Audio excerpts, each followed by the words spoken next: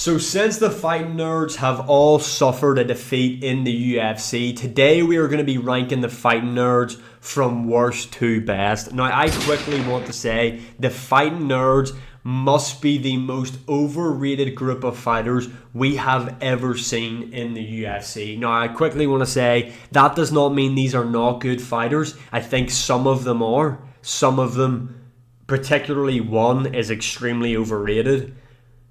But let's get into ranking them worst to best. In at last place, it's an obvious one. It's Mauricio Huffy. This guy's dead last. This guy lost to Benoit Saint-Denis in Paris. He got completely out. He made Benoit Saint-Denis look like prime Khabib Nurmagomedov in there. And Benoit Saint-Denis, next time he fights, I want the camera to pan down so I can see his feet. Pause. Because I have a slight suspicion that when this guy's in the cage, he has cement blocks tied to both of his feet, because how the fuck does a lightweight move that slow on the feet? I need to know that. Now, yes, Benoit Saint-Denis really exposed Mauricio Huffy for having zero grappling. Your ground game is zero. Your grappling is zero. Your ground game is zero. But even in this fight, there were pockets of it on the feet, and Mauricio Huffy couldn't get anything going. Now, this is the guy that people were saying he's going to beat Ilia Topuria. Bruh. This is the guy that people were saying his striking so fluent, he's like prime Conor McGregor. Huh? But he couldn't beat up Benoit Saint-Denis on the feet, who looks like when he's striking, he's in a tank full of water. That's how slow and telegraphed the shots are coming. That's that guy right there. Mauricio Huffy. This guy will never be top 5. He will never be champion. I would be very shocked if this guy breaks into the top 10. I really think he is the worst out of them all. The such little grappling defense. It was non-existent in there. And the fact that when the fight was on the feet, he just folded under the pressure of Benoit Saint-Denis. Yeah, Mauricio Huffy, overrated as hell. Moving on, we have got the welterweight, that is Carlos Prates. This guy got found out by Ian Gary. That's not a bad loss to have. I think Ian Gary is definitely a future title challenger for sure in the welterweight division. But it's more how Carlos Prates lost in there.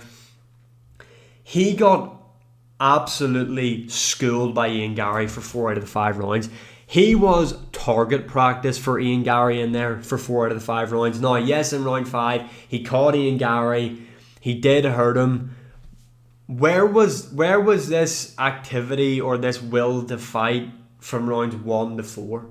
He got absolutely found out. He couldn't manage the distance against someone like Ian Gary. And yeah, literally, it was just a target practice for Ian Gary. He was a heavy bag in there. Yes, he had a good round 5. I actually do think Carlos Prates is good. He's a dangerous southpaw striker. The division that he's in, though, I don't think he'll ever break top 5. I don't think he'll ever fight for a belt. He'll never become champion. He's going to lose his next fight to Leon Edwards. That might shock a lot of people, me saying that, but I do think Leon Edwards is really underrated still. I know he's on back-to-back defeats. And also, I think Leon Edwards is arguably just a better version of Ian Gary. Edwards himself is a southpaw, can manage distance really well, really good off the back foot, good leg kicks, good body kicks, good knees, even in the clinch when they break away, he's got nasty elbows, the grappling threat as well. You could argue Leon Edwards is just a better version of Ian Gary. But yeah, Carlos Prates, with the division that he is in, I have him in at number 3. Moving on, in at number 2, we have got the middleweight, that is Caio Borralho. Now, this might be a bit of a weird one to have Borralho above Carlos Prates, but Borralho has been in there and has beaten better levels of competition than what Carlos Prates has. I know Prates has the Jeff Neal win, that's his best win. But Caio Borralho getting the win and how dominant he looked against Jared Cannonier, that's a better win in my opinion. I think Caio Borralho is a lot more well-rounded than what Carlos Prates is. He is coming off that loss to Nassourdine Mamavov. How Borralho was the favourite going into that matchup is crazy to me. Nassim Imavov is arguably the best middleweight in the division. I know people are going to say, what about Khamzat? Imavov has a better resume at the minute in middleweight than Khamzat Chimaev has. Now, would I pick Khamzat to beat Imavov? Yes, but just with the work and the names on the resume in the middleweight division, you could argue that Imavov has the better resume.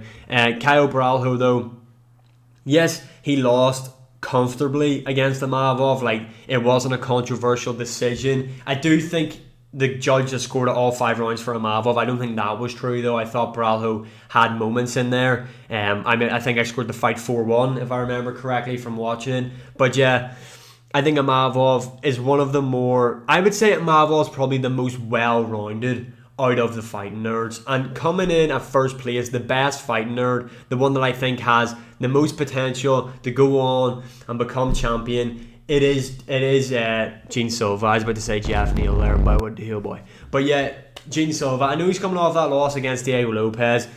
There is a hole in this game. His grappling isn't the best.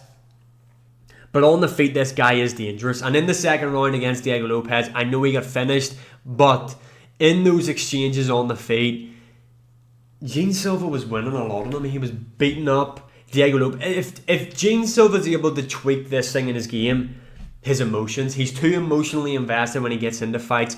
And when you get to this elite level, that is a bad thing to have. Like, you look at Diego Lopez, who was so calm, so in control of his emotions in there, and then you look at Gene Silva. Like, if Gene Silva was able to control his emotions in there, I thought he probably could have went on from the second round to win the fight, but because he lost the first round and his emotions were getting the better of him, he was just trying to take Diego Lopez's head off with every shot, left himself open, and that's how he got caught with that spinning elbow. But I do think if Gene Silva is able to control his emotions in there, I think he has all the tools in his game to become a champion. I think Gene Silva is the best. He's the fighting nerd I dislike the most, though. I fucking hate Gene Silva. I was glad to see him lose to Diego Lopez, but credit where credit is due. I think Gene Silva is the best that the fighting nerds have to offer. Let me know your opinions in the comments below. How would you rank the fighting nerds? And as always, like, share, subscribe, comment, all that good stuff. And I will see you all again in the next one.